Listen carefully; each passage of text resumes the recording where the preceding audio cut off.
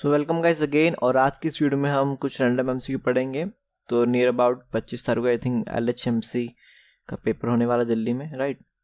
तो इस क्वेश्चन जो आजकल पैटर्न आ रहा है क्वेश्चंस ना, मतलब एम्स का पेपर हुआ या और भी जितने पेपर हुए पीछे, तो उससे उस चीज़ में एक चीज़ कॉमन देखने को मिली। अब थ्योरेटिकल इतना नहीं, प्रैक्टिकल बेसिस पे कुछ ज़्यादा क्वेश्चन आ रहे हैं कि लैब में एक्चुअल में जो काम कर रहे हैं उसके रिगार्डिंग कुछ क्वेश्चन की जा रही है ना, कि पास्ट टेन में कैसा दिखता है हमारा, जो हमारा हिस्टो में पास्ट में ग्लाइकोजन कैसा दिखता है, मेजेंटा दिखता है, राइट। तो इस तरीके से प्रैक्टिकल बेस पे क्वेश्चन कुछ ज़्यादा आ रहे हैं, तो अपना थोड़ा सा फोकस है वो प्रैक्टिकल की तरफ भी आप कुछ रखना, ठीक है। बाकी ये है कि पिछली कुछ सीरीज तो चलती आ रही है एमसीक्यूज की, तो आप उसको रिमाइंड करते रहना। इसमें हम थोड़ा प्रैक्टिकल वे में चलेंगे, जो कि मे बी आपको आइडिया दे कि किस तरीके से प्रिपेयर करना है नियर बाय एग्जाम को, वो आपको हेल्पफुल रहेगा, राइट।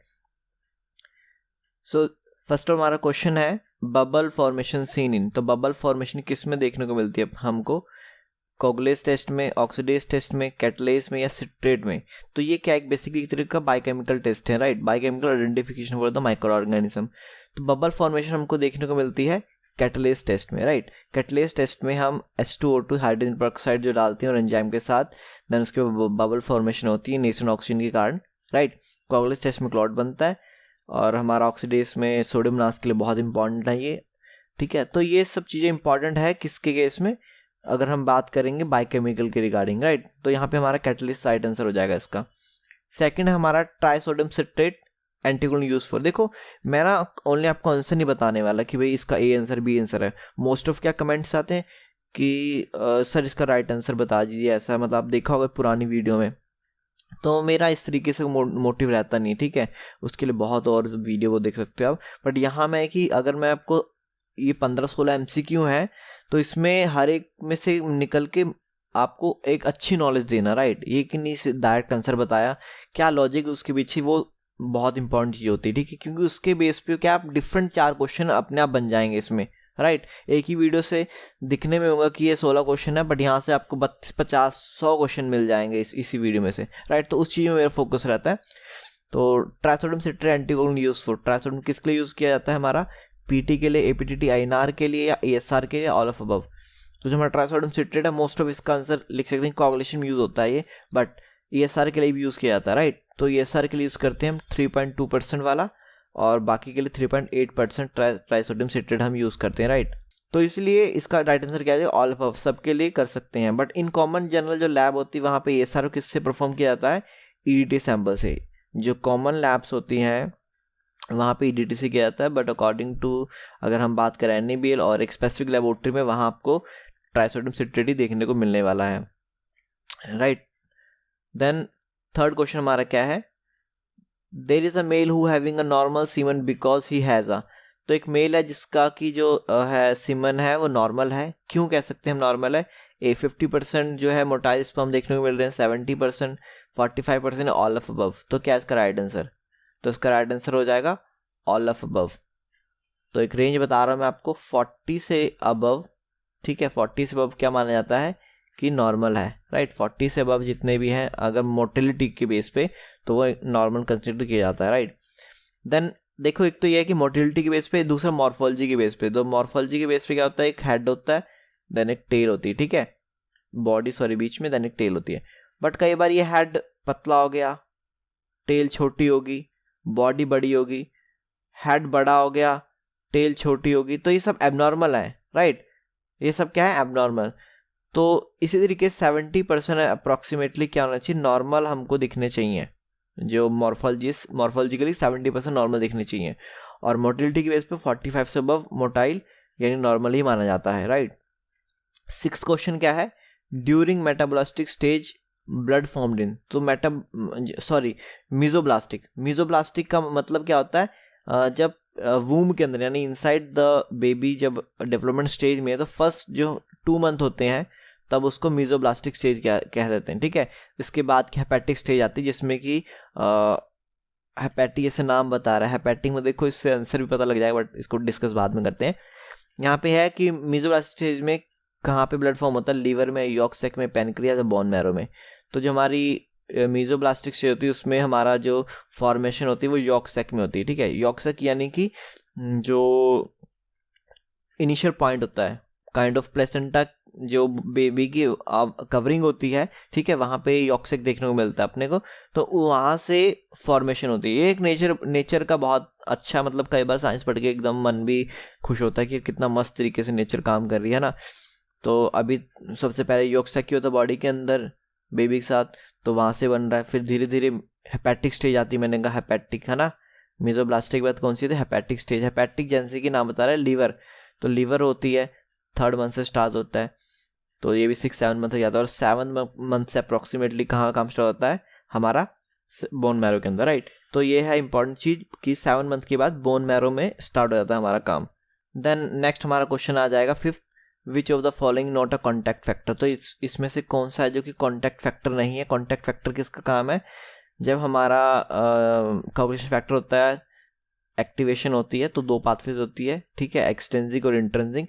तो एक्सट्रिंसिक 7 से होती है, ठीक है, और वहीं पे इंट्रिंसिक जो होती है वो होती है कॉन्टैक्ट फैक्टर के थ्रू, कि कॉन्टैक्ट्स में आ जाए, जैसे कि सिलिका वगैरह कॉन्टैक्ट में आता है जब हमारा मेम्ब्रेन ब्रेक होती है, तब उस केस में कॉन्टैक्ट फैक्टर एक्टिवेट हो जाते हैं। कौन कौन से contact factor, A, B, C और D ऑल ऑफ अबव। क्या है, तो इसका राइट आंसर हो जाएगा D ऑल ऑफ अबव, ठीक है। 11 और 12 तो हाई है, उसके अलावा हाई मोलिकुलर वेट किनोजन, आपने नाम सुना होगा, हाई मोलिकुलर वेट किनोजन, और एक होता है प्री कैलक्रीन, ठीक है, प्री कैलक्रीन भी इसी में आता है, राइट। तो ये हमारे 4 हैं contact factor, right. Then pernicious anaemia is cause due deficiency of. Pernicious anaemia किससे होता है, किसकी डेफिशिएंसी होता है, आयरन से होता है या कॉपर से होता है या इंट्रिंसिक फैक्टर से होता है या फॉलिक एसिड से होता है। तो देखो मेगलोब्लास्टिक अनीमिया, देखो पहले इसको मैं समझा देता हूँ। मेगलोब्लास्टिक अनीमिया 2 से होता है, फॉलिक एसिड से और विटामिन B12 से, ठीक है। विटामिन B12 मान लो हमको बॉडी में अवेलेबल है, बट फिर भी अपने को दिक्कत हो रही है, यानी कि परनीसिस अनीमिया, ठीक है, एब्जॉर्प्शन में थोड़ी प्रॉब्लम हो सकती है। तो उस केस में क्या होता है, इंट्रिंसिक फैक्टर होता है, ठीक है, इंट्रिंसिक IF कहते हैं जिसको। ये अगर अमाउंट नहीं हुआ बॉडी में, तब भी प्रॉपर इसकी डाइजेशन नहीं होगी विटामिन B12 की, जिसके कारण मेगलोब्लास्टिक अनीमिया तो फाइनल स्टेज होगी, बट उससे पहले एक अगर अल्टीमेट टर्म बोलते हैं परनीसिस अनीमिया होगा, राइट। तो वो इंपॉर्टेंट है। देन फॉलिक एसिड को हमारा मेगलोब्लास्टिक कॉज करेगा, बट परनीसिस अनीमिया मेनली किसी को, कि सब कुछ दे जा रहा है बट IF नहीं बॉडी के अंदर, इंट्रिंसिक फैक्टर नहीं है, तो होगा हमारा pernicious anaemia, right. Then 7th question क्या है, which of the following blood cell store at RT। तो इनमें से कौन से ब्लड सेल है जो RT में स्टोर है। देखिए ये एकदम लैब से रिलेटेड क्वेश्चन है जो कि ब्लड बैंक में काम कर रहा है। तो प्लेटलेट, RBC, WBC और वास्ट RBC। तो जो हमारा RT में स्टोर होते हैं प्लेटलेट। बहुत इंपॉर्टेंट क्वेश्चन पेपर, बहुत जगह घूम फिर के आता है ये, ठीक है। तो प्लेटलेट जो RT में, बाकी सब 4 डिग्री पे स्टोर होते हैं। देन 8th क्वेश्चन क्या है, which stain use to differentiate DNA और RNA। तो DNA और RNA को डिफरेंशिएट कौन सी स्टेन करती है, हमारे Feulgen, basic dye, methylene green pyronin या सिल्वर नाइट्रेट। तो इसका राइट आंसर हो जाएगा मिथाइल ग्रीन पायरिन, ठीक है, मिथाइल ग्रीन पायरिन। यहाँ पे भी एक चीज़ है, दोनों बेसिक डाई एक तरीके से, जो हमारा मिथाइल ग्रीन है वो ग्रीन कर देगा किसको, DNA को, हमारे DNA को वो ग्रीन कर देगा, और रेड हमारा हो जाएगा क्या, RNA, ठीक है, रेड हो जाएगा हमारा RNA। ये देखो इंपॉर्टेंट क्वेश्चन है, क्वेश्चन ऐसे पूछा जाता है मिथाइल ग्रीन पायरिन में RNA किस कलर का दिखेगा, तो रेड कलर का दिखेगा, और DNA ग्रीन कलर का, ब्लूइश ग्रीन कह सकते हैं, राइट। 9th क्वेश्चन क्या है हमारा, विच हेमाटॉक्सिलिन यूज्ड फॉर एंडोक्राइन सेल। विच हेमाटॉक्सिलिन, और यहाँ पे एक चीज हो रहा है कि जो हमारा फ्यूल्जर रिएक्शन है वो किसके लिए यूज किया जाता है, DNA के लिए स्पेसिफिक स्टेन है, DNA के लिए कौन सी, फ्यूल्जर रिएक्शन, राइट। और सिल्वर नाइट्रेट वगैरह जो भी है ये हमारी, ये किसके लिए आती है, जहाँ में बहुत ही पतला कोई रेटिकुलिन के जैसे सिल्वर नाइट्रेट की जाती है, ठीक है, रेटिकुलिन फाइबर्स के लिए। तो जो बहुत ही माइन्यूट अमाउंट का होता है, पतला होता है, तो उसको थोड़ा थिकनेस दी जाती है इन सब स्टेन के through, right. Then next question है, हेमाटॉक्सिलिन कौन सी यूज करते हैं एंडोक्राइन के लिए, लेड, मेयर्स, एरलिच या ऑल ऑफ अबव, ठीक है। तो बहुत सारी हमारी हेमाटॉक्सिलिन होती है, जैसे एरलिच होती है, या हमारी हैरिस हेमाटॉक्सिलिन जो कॉमनली यूज की जाती है हमारी लैब्स में, ठीक है, एरलिच नेचुरल है। तो कौन सी होती है जो एंडोक्राइन सेल की यूज करती है, तो लेड हेमाटॉक्सिलिन है वो, ठीक है, लेड हेमाटॉक्सिलिन बहुत इंपॉर्टेंट, लेड हेमाटॉक्सिलिन जो कि हमारे एंडोक्राइन सेल के लिए यूज की जाती है, राइट, इंपॉर्टेंट है एग्जाम पॉइंट ऑफ व्यू ये भी। देन नेक्स्ट क्वेश्चन है, which reagent use in Perls Prussian blue. तो कौन सा रीजेंट है जो कि पल्स पर्शियन ब्लू में हम यूज करने को देखने को मिलता है, silver nitrate, potassium ferricyanide, acetic acid या नाइल ब्लू। तो इसका राइट आंसर हो जाएगा potassium ferrocyanide. Potassium ferrocyanide very one of the important reason for the Perls Prussian blue, और ब्लू कलर की इसमें हमको देखने को मिलती है, राइट। देन 11th क्वेश्चन क्या है हमारा, which microtome use for sectioning of EM. EM यानी इलेक्ट्रॉन माइक्रोस्कोप के लिए कौन सा माइक्रोस्कोप यूज करते हैं, क्रायोस्टेट, अल्ट्रा माइक्रोडोम, रॉकिंग या बेसलेज।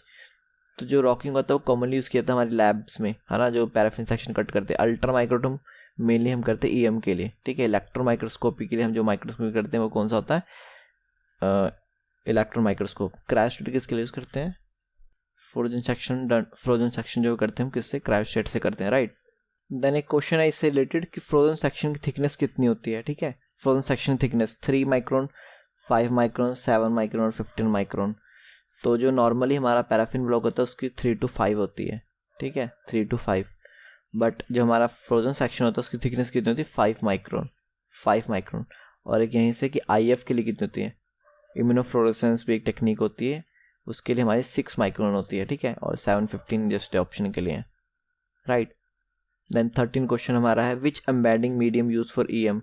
एम्बेडिंग मीडियम कौन सा यूज़ करता है ईएम के लिए, इलेक्ट्रॉन माइक्रोस्कोप के लिए कौन सा ईएम हम यूज़ करते हैं, तो है रेजिन, पैराफिन वैक्स, सैलार्डिन और gelatin.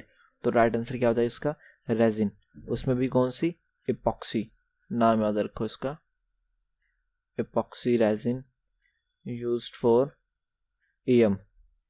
Sun ray appearance seen in, sun ray appearance किस में देखी जाती है, ए है विब्रियो में, स्पारोकिट्स, एक्टिनोमाइट्स, माइकोप्लाज्मा। तो सन रे अपीयरेंस देखने को मिलेगी हमको एक्टिनोमाइट्स में। विब्रियो में कौन सी मिलती है, डार्टिंग मोटिलिटी या शूटिंग स्टार कह सकते हैं, ठीक है। और स्पारोकिट्स में कॉक लाइक्स मूवमेंट, कॉक, ठीक है, स्क्रू कॉक। माइकोप्लाज्मा में कौन सी होती है, माइकोप्लाज्मा की इंपॉर्टेंट बात होती है कि ये हम इसमें सेल वॉल नहीं होती, ठीक है, तो सेल वॉल लैक होती है। ये मेम्ब्रेनलेस बैक्टीरिया कौन सा, माइकोप्लाज्म। ये है माइकोप्लाज्मा के बारे में डिटेल थोड़ी सी।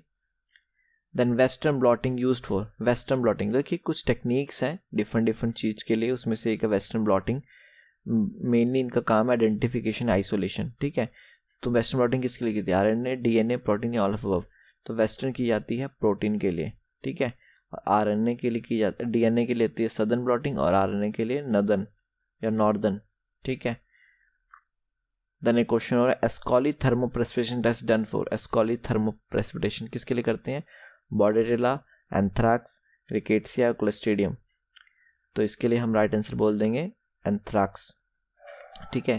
क्लोस्ट्रिडियम के लिए एक टेस्ट होता है प्रेफरेंजिस, मेनली नागलर रिएक्शन, नागलर रिएक्शन, ठीक है। लेसिथिनेस एक्टिविटी चेक की जाती है बैक्टीरिया के पास है या नहीं, तो उसके थ्रू नागलर रिएक्शन किस में होगा, क्लोस्ट्रिडियम में। तो ये 16 कुछ एमसीक्यू थे, इसमें से आपके कितने ठीक है वो आप बता देना, और कोशिश रहेगी मेरी कि एक वीडियो मैं पोस्ट कर दूँ एग्ज़ाम से पहले, ट्राई करूँगा, देखो बिजी शेड्यूल रहता है पर ट्राई करूँगा, right. So I hope video आपको अच्छी लगी होगी। कुछ क्वेश्चन है तो नीचे पूछ लेना, और इंस्टाग्राम पे पेज बन चुका है MLT ट्यूशन करके, आप सर्च मार सकते हो, दिख जाएगा, ठीक है, या डिस्क्रिप्शन में लिंक होगा, वहाँ से भी जा सकते हो। अदरवाइज MLT ट्यूशन लिखना मिल जाएगा वहाँ पे। वीक में 4 तो पोस्ट हो जाती हैं, जिससे कि आपको और इन्फॉर्मेशन मिलेगी रिगार्डिंग द जो स्टडी है हमारी MLT के रिगार्डिंग, ठीक है। उसके रिगार्डिंग बहुत सारी चीज़ें पोस्ट होती रहती है वहाँ पे, तो वहाँ से भी आप अपने आप का एजुकेशन के थ्रू जोड़ सकते हो, ठीक है। तो मिलता है नेक्स्ट वीडियो में, तब तक के लिए सी यू, बाय बाय, टाटा।